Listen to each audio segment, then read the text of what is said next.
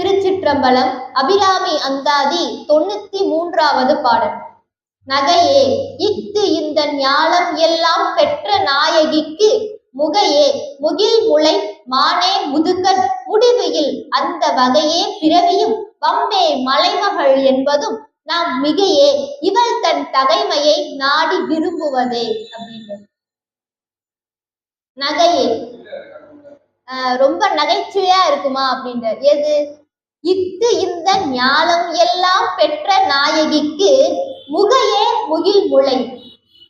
இந்த அம்பாள் தான் எல்லா அண்டங்களையும் படைத்தார். அவள் தான் இந்த எல்லா உலகத்தையும் பெற்றவள். ஞானம் எல்லாம் பெற்ற நாயகி. இதுக்கு முன்னாடி கூட நிறைய பாடல்களை சொல்லியிருக்கிறார்கள் இல்லையா?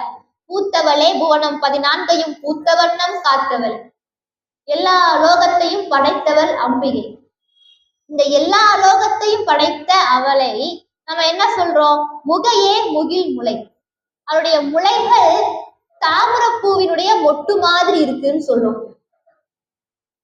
இந்த எல்லா உலகத்தையும் படைத்தால் அம்பிகை.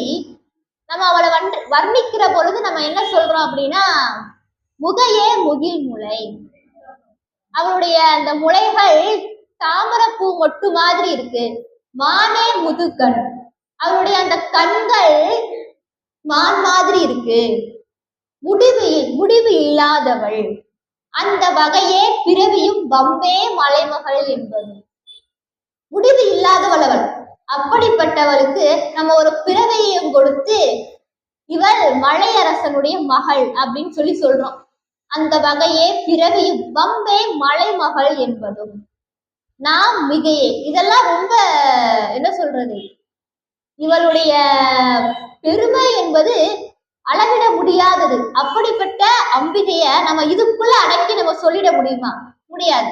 இவள் தன் தகைமையை நாடி விரும்புவதே.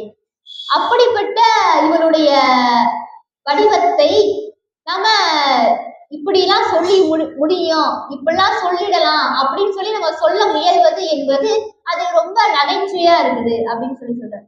ஏன்னா அம்பிகையினுடைய அந்த வடிவமானது அதை நம்மளால முழுமையாக சொல்லிவிட முடியாது. ஞானத்தை எல்லாம் பெற்றவளாக இருக்கக்கூடியவள் அம்பிகை. அந்த அம்பிகையுடைய முளைகளை நம்ம தாமர மொட்டு மாதிரி இருக்குன்னு சொல்றோம். அவளுடைய கண்களை மான் மாதிரி இருக்குன்னு சொல்றோம்.